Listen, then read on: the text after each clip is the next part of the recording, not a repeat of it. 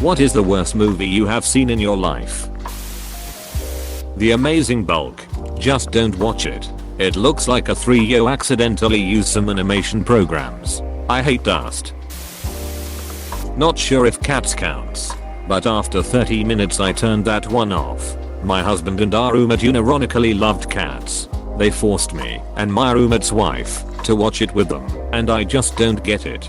I've had it explained to me several times, but I still don't know what a jellicle cat is. Are they all jellicle or not? Are some more jellicle than others? How do you determine how jellicle a cat is? Why are cats jellicle? Edit. I feel that I would be less confused about the jellicle thing if I'd seen the play rather than the movie. From Wiki. Jellicle cats are briefly mentioned in T.S. Eliot's 1933 poem Five Finger Exercises, although they are not described until Eliot's poem The Song of the Jellicles, where jellicle cats were depicted as commonly nocturnal black and white, scruffy cats. Specifically, Eliot mentions that they like to gather at an event called the Jellicle Ball. The name Jellicle comes from an unpublished poem by Eliot entitled Parlicle Dogs and Jellicle Cats, where Parlicle Dogs is a corruption of Poor Little Dogs and Jellicle Cats of De Little Cats. 3. The musical takes T.S. Eliot poems about cats and makes them songs. The story is just an excuse for the songs to exist. There isn't really a plot. I love Cats, as in the stage show. I hate Cats, as in the film, for a variety of reasons, the main one being it doesn't translate to screen at all. It has no plot. It's all about the dancing and singing, but since it's all CGI, it doesn't really work. Plan 9 from Outer Space. The worst movie ever made, apostrophe. Ironically, the movie Edward starring Johnny Depp and about the director is actually worth a watch. Close bracket. This is one of mine as well. I remember when Ed Wood came out and everyone was enthralled by the concept of this guy who makes horrible movies. So some friends of mine went out and rented Plan 9 because we figured, yeah, this will be hilarious. Well, it really isn't. It's just bad and boring. It's not laughably bad. It's not pathetic in a way where you feel sorry for the people involved with it. It's just bad. We started watching it and eventually people started wandering off. I ended up having a conversation with someone on the front porch for a while. I went in to go to the bathroom and the movie was playing but no one was watching it. It really is that bad. After watching Edward I got a copy of Glen or Glenda, and it was actually heartbreaking to watch because it is basically his desperate attempt to accept himself and try to teach the world that being transgender is okay in an era where being homosexual was both criminalized and considered a mental illness like pedophilia. Glen or Glenda, to me, is a very important film documenting the transgender experience. I really like the extended surreal dream sequence in the middle even though the film claims to be real and authentic. I feel for many LGBT+ people the realm of dreams is one of the first places you can explore your identity freely, and it shows how tormented the protagonist is, that he cannot be at peace with his gender identity even in the privacy of his own mind. Birdemic, shock and terror. It was pitched to me as one of those so bad it's good movies but it's just bad. You can't make a movie like that on purpose. It takes a special combination of delusion and hubris to make a movie that's so awful you can't stop watching. But with something like The Room, at least Tommy Wiseau was surrounded by people competent enough to give it the veneer of being a real movie. Birdemic sinks slower because absolutely nobody knew what they were doing. I haven't seen it in a while. Aren't there literally paper cutouts used for special effects at some point? The effects in the film were a grade A catastrophe. It was awesome. The Queen's Corgi. It's an absolute ducking fever dream. The description on Wikipedia is quite the read. They literally had nothing else to say about the reception other than that it's terrible. Food Fight. It was an awful CG animated film with a budget of around $50 million with real actors. It grossed $75k. This isn't a low budget student film or some shit. This was supposed to compete with Pixar and DreamWorks and whatnot, but is a steaming pile. I remember reading basically they had a good movie going, but lost like all of the created material, but Contractual had to release something so they did. Even if that is true, if the plot in the original was the same as what was released, it is still a ducking mess. Fucking Mrs. Butterworth fighting Nazis. Dog and human, nearly, sexual relationships. Massive pro-corporate messaging, hence all the licensed brands. Unfunny references to actually good movies. The whole thing is awful. I refuse to believe this movie had potential at any point. And the corporate espionage, as they called it, was actually an attempt at insurance fraud. There are actually a lot of theories going around that the whole thing was basically a money laundering scheme. Not sure if true, but it's honestly the only thing that makes sense. I'm surprised nobody has mentioned the Percy Jackson movies. I was really into Percy Jackson for a while, so when I was done reading the books I was excited to watch the movie. It's just so bad. Which is sad, because the books are great. I can't believe they then made a second one. The reason why they are so bad is because the movie doesn't understand the characters' personalities, and in the movie they act completely different than they would in the books. As a movie it is pretty meh, but it will absolutely offend fans of the books for this reason. They didn't even have the balls to make 5 movies. If the book didn't exist, The Lightning Thief would be a solid but unmemorable B-movie. It's not a B-movie, but it feels like one. It only becomes so offensively bad as an adaptation. Jack and Jill. I appreciate that Sandler is at least open about the grift. He acknowledges that almost all of his movies these days are just calculated projects to keep him and his old SNL friends paid. Sandler films have a formula. The studio knows that it is basically a no-risk project that will keep people working and return their money to X, so he always gets greenlit.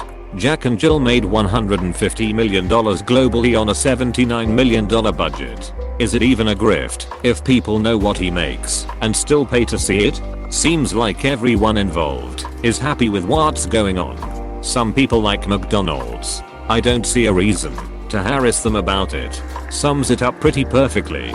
People like his movies. If you're not one of those people, don't watch his movies. I don't like it isn't a reason for something not to exist. Avatar: The Last Airbender. Wish I didn't see that. I absolutely love the series, but the movie was just shit. What bothers me most is it's not even good for hate watching. It's just boring. Like, some movies are so bad it's funny, but this movie found a way to go beyond that level of bad. They made bending boring. 6 guys doing dumb fu to make a rock float. The bending was the most exciting part of that series, and the film was like, nah, make it SLPW so TGE audience can keep up. Kick Puncher. Punches with the power of kicks. Cool. Giant shark vs Mega Octopus. Knew it would be a shit show going in, but my housemates at the time made this huge deal about how bad it's good it was going to be. They even invited people over and made this night of it. We had to stay up till 1 AM to catch it premiering on some low-end TV channel. It was not the fun kind of bad.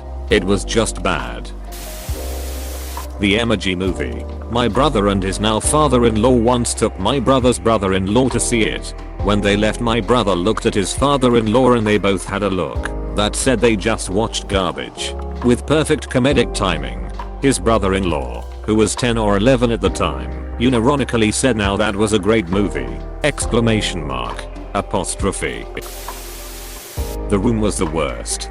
Just because I enjoyed every minute of it does not mean it's not the worst. You know, if a lot of people love each other, the world will be a better place to live. Tommy W.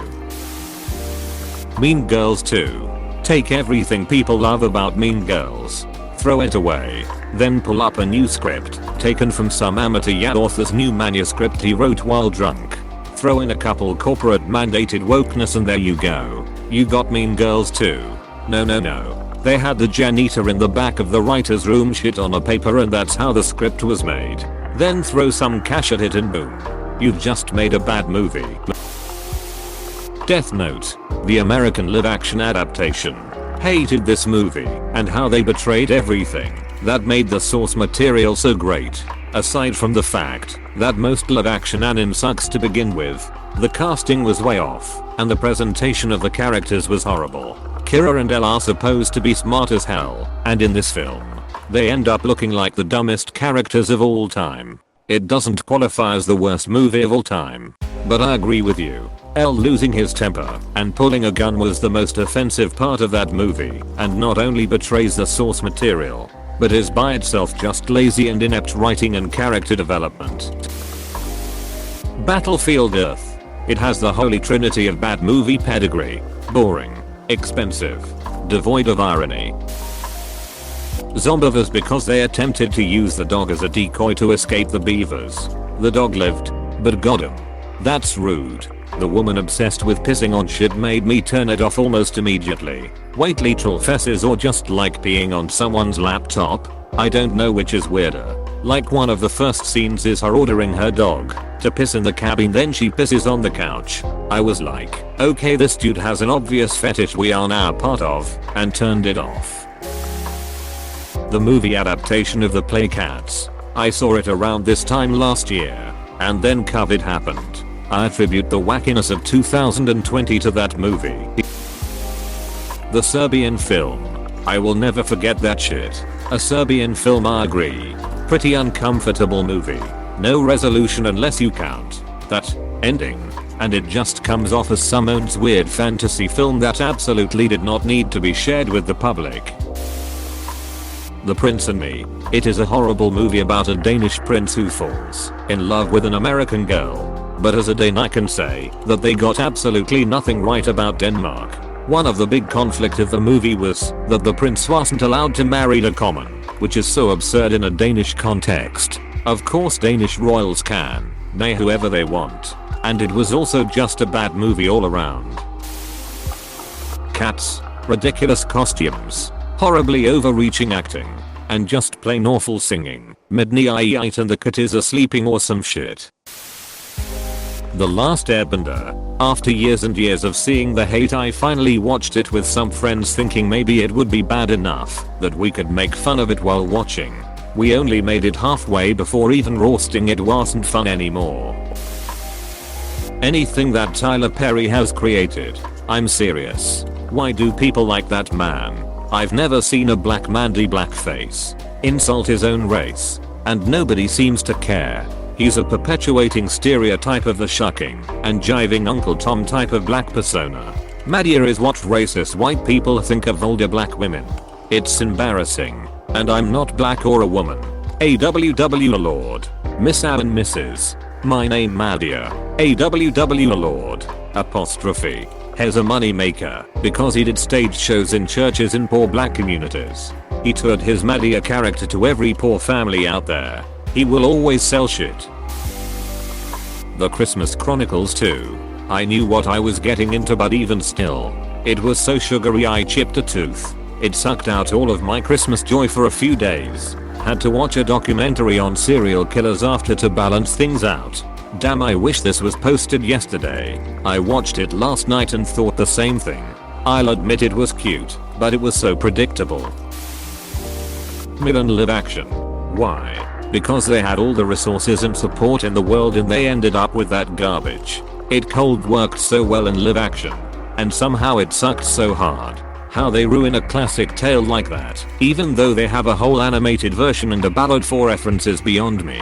I personally don't mind Disney's remakes. Lion King was a decent showcase of modern CGI. Jungle Book was a great retelling of the original story, and movies like Maleficent do something creative with the source material. Milan was shit. The trailers are a million times better than the movie.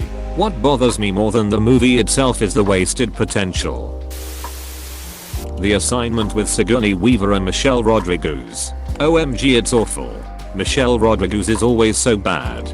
She must have a good agent. She plays the same character in everything. Miss Sneering Angry Butch in a black tank top. Apostrophe. Fun fact, she hates that character and is sad she got typecast that way. I read an interview where she said almost the exact opposite. I don't do it for the acting, as a direct quote from it. She seemed like she was owning up to being a bad actor. Yeah, I've heard that too. I think it's like she embraces her crappiness and justifies it by admitting she's typecast and therefore stagnated. I wanted to write Sucker Punch, but then I remembered I saw Ultraviolet. Cannibal Holocaust. I watched it when I was like 18 or 19 and regular horror movies weren't doing it for me anymore. It was not worth it. Not only is there unnecessary animal cruelty, but it's really ducking boring. No one warned me how boring it was. The director was actually charged with murder for the movie. The actors had testify that they were alive. That could be an interesting movie. Not just the actors. But there's a scene where, spoiler alert, the actors/actresses come up on a local girl mutilated and hung on a tree dead. Apparently someone noticed how staged, yes, even for this movie, the actors' reactions were, and the director came under fire for allegedly actually killing the girl and defacing her and etc. I love bad movies. But for the sheer star power and amount of money spent on a movie that was so bad, I'm gonna have to go with Wild Wild West. I kind of like it. It's cheesy bad. So enjoyable in the right circumstances. I do think that if they had stayed closer to the TV series it would have played better, but they went too far over the top. I thought it was a great movie when I was a kid, but I haven't seen it in a Cohen's age. Cat People. It's a film from the 60s I think, and it's like werewolves, but people turn into cats. But they had zero budget for any special effects and seemingly lots of money for panthers, as when someone turns into a cat they seize, then fall behind a sofa and the panther walks out. It's so bad it's good. It's comedy gold. Are you talking about Cat People from 1942? That's actually considered an extremely important movie in the history of horror films. I think that might be the one. Why is it considered to be so important? The Avatar: The Last Airbender movie was awful. Literally no one laughed. They pronounced almost everyone's name wrong. It was just god awful. And it was made by legendary M. Night Shyamalan. I saw that one in theaters as a kid because my brother and I were fans of the show. I distinctly remember walking out of that theater disappointed. Hey PSSST. Please subscribe and like.